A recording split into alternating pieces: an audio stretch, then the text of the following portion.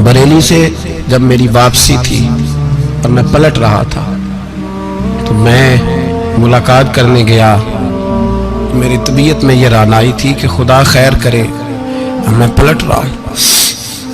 मैं मुलाकात करके जब वापस बाहर आ गया, मेरे साथ एक शख्स था तो मुझे फिर बुलाया, और जब मैं दोबारा अंदर गया तो मुझे अपनी जेब से कुछ रुपए निकाल के दिए। फरमाने लगे ये खर्च है आने जाने का, और कभी महसूस न करना। मुझे वो सब लोगों के बीच में देते तो मेरे लिए एजाज था, लेकिन मेरे जैसे गरीब को नवाजना भी और उसकी इज्जत का भी ख्याल करना, ये मकाम, ये रंग, मेरे पास करोड़ों बातें हैं, बल्कि मैं साफ कहूँगा कि उन्हीं की महफिल सवारता हूँ। चिराग मेरा है रात उनकी, मैं उन्हीं के मतलब की कह रहा हूँ। जुबान मेरी है बात उनकी। लोग अपने अब्बे की गद्दी पे बैठ के बड़े लोग होते हैं, लेकिन मैंने बताया कि मेरे अब्बा जी किसान थे, किसी बड़ी गद्दी से ताल्लुक नहीं। मैं किसी जमात में कभी नहीं गया, कोई सहारा नहीं लिया। मस्जिद भी वो है जहां जब मैं आया था तो 3 लोग नमाज के लिए होते थे, तो कभी तीसरा ढूंढना पड़ता था। जितने जलवे, जितनी रानाइयाँ, जितना हुस्न, जितनी ताजगियाँ, और मेरे अजीजों के चेहरों पर ये जो नूरानियत का हुस्न आपको नजर आता है ना, ये मेरे हजरत की होंठ से निकली हुई सिर्फ एक दुआ का सदका है, सिर्फ एक दुआ का सदका है, सिर्फ एक दुआ का सदका।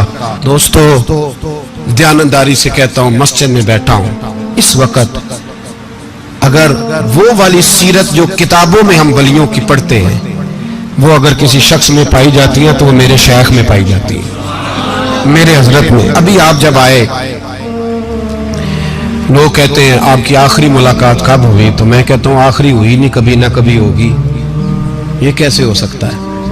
माली दा कम पानी देना, फल पक्के होन या कच्चे, पीर मुरीदां दे सिर ते रहिंदा है, वो झूठे होन या सच्चे।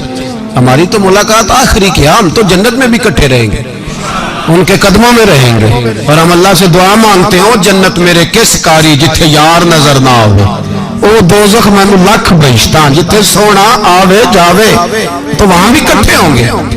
मैं अभी आखिरी दफा जब गया तो ये अजीज़म अबरार भी मेरे साथ थे। इजाजत ही 2 लोगों को मिली वहां तक जाने की, आप कराची तशरीफ फरमाते, तो मेरे साथ थे। 2 घंटे हम बैठे रहे, बेखबर हो जो गुलामों से वाक़ा क्या। 6, 7, 8 घंटे इंतजार करना पड़ा, शिकन भी नहीं आया। निकाह जी कहते हैं उसे बिठाओ बिठाओ, तो बंदा किसी जगह का अपने आप को कुत्ता भी कहे, तो कुत्ते तो बेचारे सारी दिहाड़ी बाहर भी नौकरी कर जाते हैं, ये भी नहीं कहते मैंने अंदर आना है, वो तो कभी कहते ही नहीं। उन्होंने कभी कहा है बंदा सग भी कहलाए और फिर वो ड्यूटी भी और तरह की करे, नवाबों जैसी ड्यूटी करना और बात दरवेशी और गुलामी की करना, ये कैसे? 2 बातें तो नहीं होती, बात तो एक होती है। ਜਿਹੜੀਆਂ ਖਸਮਾਂ ਦੀ ਵਿੱਚ ਰਜ਼ਾਬ ਵਸਣ, ਭਾਗ ਜਾਗ ਜਾਂਦੇ हो ना गोलियां दे। कई घंटे इंतजार किया तो कई लोग आए, हजरत कब आएंगे, चले गए। कई आए तो वहाँ एक मौलाना बूढ़े बैठे थे, मौलाना इसराइल उनका नाम था, तो मुझे कहने लगे मौलाना आपने नहीं जाना। मैंने कहा जी हमने कहाँ जाना है, हम तो यहाँ रहने के लिए आए हैं। जब उनकी 1-2 शख्स ने थोड़ी सी मेरे ऊपर तनकीद की नजर भी डाली कि ये कब से आया है, तो कुछ होता तो मुलाकात ना होती, और हम हैं भी नहीं, हम कुछ भी नहीं। हमारा तो 4थे दर्जे के नौकरों में नाम आ जाए तो बड़ी बात है। 4थे दर्जे के नौकर, नौकरों को भी किस में होती है ना, एक सेक्रेटरी होता है, एक चौकीदार होता है, उनके पास भी चाबियां वाबियां होती हैं, एक बार वाला होता है, एक 4थे 5वें दर्जे का नौकर होता है जिसको कभी कभी बताया जाता है चल गाड़ी धो दे, चल तू आ जा। हम तो 4थे दर्जे के नौकर बनने को भी भाई बड़े तैयार है और ईमानदारी से तैयार है, वो रख ले बस मेहरबानी। तो हजरत बैठे रहे, देर हो गई, थक जाता हूं, थक गया, बात आगे निकल गई। अब बैठे थे तो तन्हाई थी, मजमा हुआ ना, जब मजमा बाहर महफिल पे हजरत हमें नहीं मिले, बाहर सीधे मजलिस पे कई सालों के बाद मुलाकात हुई। चिर होया मैनू तरले लेंदे, कदी मोड़ मेरे वल वागा, ख्वाब मेरी एक बार जे आवे, मैं सारी उम्र ना जागा। देर हो गई, मैं बड़ा तरसा हुआ बैठा था, कई घंटे बीत गए, बैठे रहे। मर्जी है ना जी, यही रस बोले तो मेहरबानी। तो देर के बाद जब वहां पहुंचे ना, اسٹیج پہ سامنے حضرت کے پاس، حضرت سٹیج پہ آ گئے تو میری طبیعت ہے کہ میں جب اپنے شیخ کے پاس بیٹھتا تھا تو سب سے پیچھے بیٹھنے کی کوشش کرتا تھا، اس لیے کہ بڑھ بڑھ کے آگے ہونا کمال نہیں، کو پکڑ کے آگے کرے تو پھر بھی تھوڑی سی نوکری قبول ہونے کی بات سمجھو۔ پیچھے بیٹھ گئے ہم لوگ، میں بھی اور ابرار بھی، ہم پیچھے بیٹھ گئے۔ اب وہاں علماء اور مشائخ کا ڈھیر لگا ہوا تھا، حضرت کی نظر بظاہر خاصی کمزور ہے، لیکن جب بیٹھے تو یہ میرے ساتھ موجود تھے، آپ گواہی لے سکتے ہیں، حضرت نے فوراً نقیب محفل سے کہا کہ وہ پیچھے بیٹھا اسے تو آگے بلاؤ۔ تو میں جب اٹھا نا تو آپ یقین کریں میرا دل کرتا تھا پھاڑ ڈالوں کپڑے اور میں یہاں لوگوں کو بتاؤں کہ بے خبر ہو جو غلاموں سے واقعہ کیا ہے۔ ہم لوگ آگے گئے اور جب میں اسٹیج پہ ان کے قدموں میں بیٹھا تو مجھے کہنے لگے بچے کو بھی بلاؤ جس کو ساتھ لائے ہو۔ اور جب میں بیٹھا، ایمانداری کی بات ہے، میں نے سلام لی کان میں نے کہا حضور طبیعت کیسی ہے؟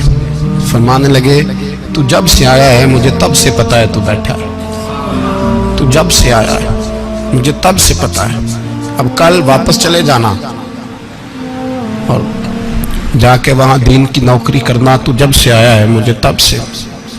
مجھے فرمانے لگے کہ تو جب سے آیا ہے نا مجھے تب سے پتا ہے، جاؤ نوکری کرو۔ اور ایک جملہ کبھی نہیں بھولتا، فرمانے لگے میں تو تمہارے ساتھ ہی ہوتا ہوں۔ بس بات ختم ہو گئی، معاملات حل ہو گئے۔ باتیں بڑی ہیں، جو کروں تو کیا کروں، کہو تو راز حیات کہہ دوں، حقیقت کائنات کہہ دوں، وہ بات کہہ دوں جو پتھروں کے دلوں کو بھی پاش پاش کر دوں۔ مجھے ایک شخص کہنے لگا ہر اسٹیج پہ چھائے ہوئے نظر آتے ہو۔ میں نے کہا کیا کروں، سب سے پیچھے بیٹھا ہوتا ہوں، سب سے پیچھے، لیکن وقت کا غوث اٹھا کے جس کو اسٹیج پہ بٹھائے اسے پیچھے کون بٹھا سکتا ہے؟ ہم وہ جڑیاں گڈیاں اب تو ہی اڈیاں، ہم نے ان کی زندگی میں رانائی دیکھی ہے، غریب پروری دیکھی ہے۔ میں اتنا بڑا نذرانہ نہیں کبھی ان کو دے سکا، میں کسان کا بیٹا ہوں، میں تو ابھی 9th کلاس میں تھا، میرے ابا جی پردہ کر گئے تھے، میں نے بڑی غربت میں وقت گزارا ہے، لیکن مجھے ان کے ارب اور کھرب پتی مرید ہیں۔ کھرب وہاں لوگ کروڑوں روپیہ لے کے لائنوں میں کھڑے ہوتے ہیں، میں غریب باپ کا بیٹا اور مستعار زندگی، لیکن میں نے انہیں عزت دیتے دیکھا ہے، میں نے دیکھا ہے وہ قریب بلانے والے، وہ پیار کرنے والے۔ میں نے ان کی غریب، لوگ کہتے ہیں میرا پیر غریب نواز ہے، اور قسم اللہ کی میرا پیر غریب نواز ہے۔ میں نے غریب نوازی دیکھی ہے، میں نے وہ رنگ دیکھا ہے، میں نے وہ جلوہ دیکھا ہے۔ ان کے نرگسی ہونٹ جب کبھی کبھی میرے پیشانی کا بوسہ لیتے تو مجھے یوں لگتا کہ اللہ نے جتنی خوشبو دنیا میں رکھی تھی میرے شیخ نے ساری میرے وجود کے اندر اڈیل دی۔